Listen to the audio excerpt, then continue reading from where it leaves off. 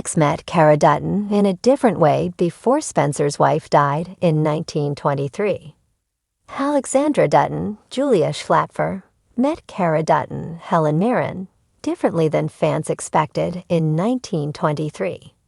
Spencer Dutton's Brandon Sklenar, wife succumbs to complications from hypothermia at the end of 1923 season 2, opting to deliver her baby, John, instead of having a life-saving procedure to amputate her necrotic arm and legs.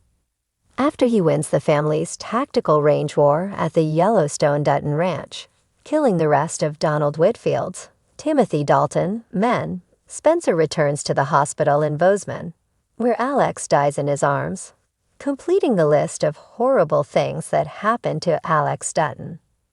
Alex Dutton wasn't the only 1923 character with a disappointing ending. Jack Dutton, Darren Mann, dies in the prequel's penultimate episode with one of Banner Creighton's, Jerome Flynn, allies shooting him as the war breaks out. This led to Jack's wife, Elizabeth, Michelle Randolph, finally leaving the ranch after all of the terrible things that happened to Elizabeth Strafford in 1923. While she seemed a lot like Cara at times, Elizabeth ultimately returned to the city, proving she didn't belong on the ranch after all. Cara was actually more like Alex Dutton, which Jacob, Harrison Ford, notes in the finale. The silver lining of her tragic death in 1923 season 2's finale is that, in a sense, Alex already got to meet Spencer's family. In 1923 season 1, Spencer and Alex enjoy their newfound connection and the spoils of their romance while camped in a luxurious hut on the shore of Zanzibar, Tanganyika. When looking through his things, Alex finds a bundle of letters that Spencer's Aunt Cara wrote him during and after the Great War, avowing that she is a jealous lover and won't share Spencer with his demons.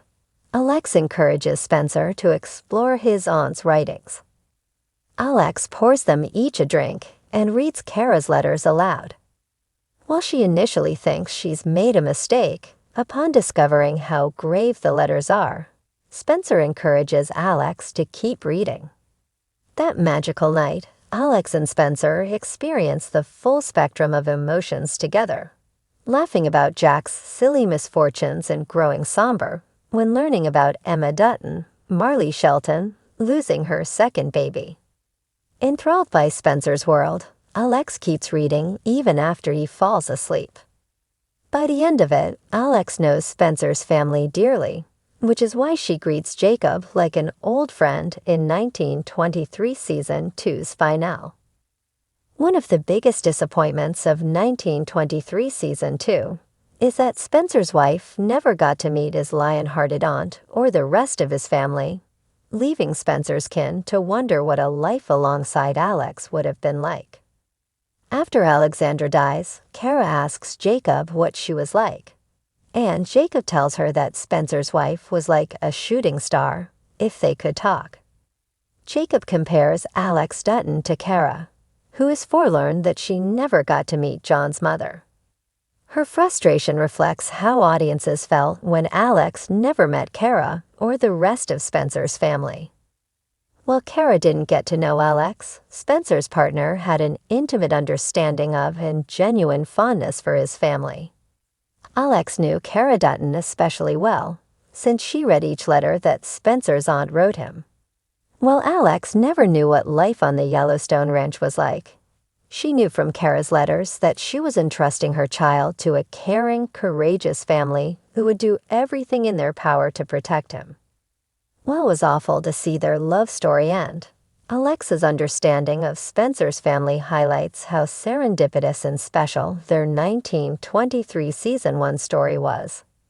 The year was 1921, and Alexandria Alex Donahue was still dancing across the stages of London's West End, hiding her aching soul behind rouged cheeks and champagne flutes. The war had ended, but something about the city still smelled of gunpowder and grief. The only thing stronger than the scent of sorrow was Alex's growing desire to disappear. when a wealthy American socialite invited her to a charity fox hunt weekend in the English countryside, one that promised fresh air, real horses, and even real Americans, Alex didn't hesitate. She thought it might be a lark. She had no idea it would alter her fate. It was there, at Bramblewick Manor, that she first saw Cara Dutton. Cara wasn't what Alex expected. While the other women fluttered about in pearls and idle gossip, Cara stood by the hearth, her wool coat still on, scanning the room with the quiet calculation of someone who'd seen both sides of life, luxury and loss. Her gloved hands were folded neatly, but her posture was as sturdy as a granite ledge. Alex was drawn to her immediately, not in a romantic way, but like a sailor drawn to the beacon of a lighthouse in the fog. "She's not like the rest of them," murmured a passing guest. "American rancher's wife. Has a stare like she could lasso your soul." Alex smiled and sipped her brandy. "I think I quite like her already." That evening, as Alex stepped out for a smoke beneath the bare branches of an old elm tree, she found herself next to Cara. They stood in silence for a moment, watching frost curl over the grass. "Don't you find these parties exhausting?" Cara said suddenly. Alex chuckled. "They're more fun if you pretend to be someone else." Cara turned toward her, eyes narrowed with curiosity. "And who are you pretending to be?" "A scandal," Alex said with a wink, "but one that tells good stories." That made Cara smile, just barely, but enough to soften the lines of worry etched into her face. From that night on, they found themselves paired again and again, on the croquet lawn at breakfast, sneaking away during a painfully long poetry reading. They talked about books, horses, and the ache of belonging nowhere. Alex learned that Cara had lived in Africa once, long ago, before her heart had been planted like a flag on Yellowstone soil. Cara, in turn, learned that Alex had never really belonged anywhere at all. "You ever been to America?" Cara asked as they walked along the moor one morning. "No," Alex said. "I imagine it's all cowboys and chewing tobacco." Cara laughed, the sound startling both of them. "Parts of it, maybe." "You?" Alex asked. "Always been a rancher's wife?" Cara's expression shifted. "I've been a few things," she said quietly. "But yes. Now I'm a Dutton." There was something final in the way she said it, and Alex didn't pry. She had secrets too. Hers were just hidden under feathers and gin.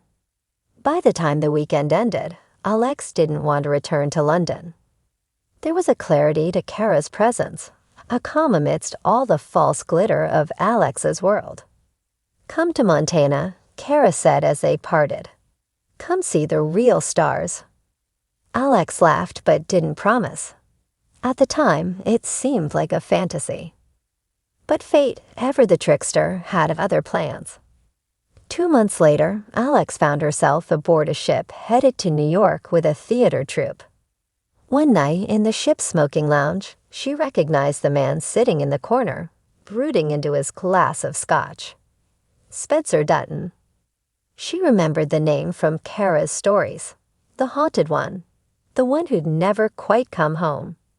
He was magnetic in that bruised, unreadable way.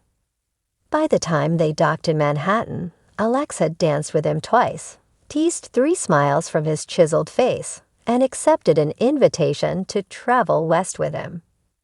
"I've a ranch to get back to," he said. "You ever been to Montana?" Alex blinked at him. "Funny you should ask."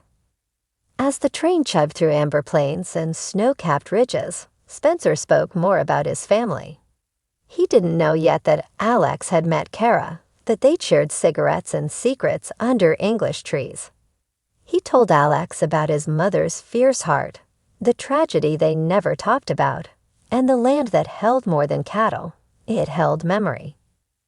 It wasn't until the night before they reached Yellowstone that Alex mentioned Cara. "You know," she said, nestled into Spencer's shoulder, "I think I met your aunt." Spencer raised an eyebrow. Cara? At a country estate in England. We both hated the party. Spencer looked startled, then almost amused. That sounds about right. When they finally arrived at the ranch, Cara was on the porch, arms crossed, a storm brewing in her eyes. But the moment she saw Alex step down from the wagon behind Spencer, something in her expression shifted. "Well, I'll be damned," Cara murmured. Alex grinned. "Told you I might find the stars." Cara's arms wrapped around her in a hug that surprised them both. Spencer looked between them, confused. "You two know each other?" Cara pulled back, smiling slightly. "We go way back." It wasn't long after that Spencer's wife would die, and grief would threaten to silence him again. But Alex was already there, her presence a balm, a tether to something hopeful. And in the early days of that morning, it was Cara, not just an aunt, but a woman who had known Alex's soul before fate had even linked them, that helped keep them together.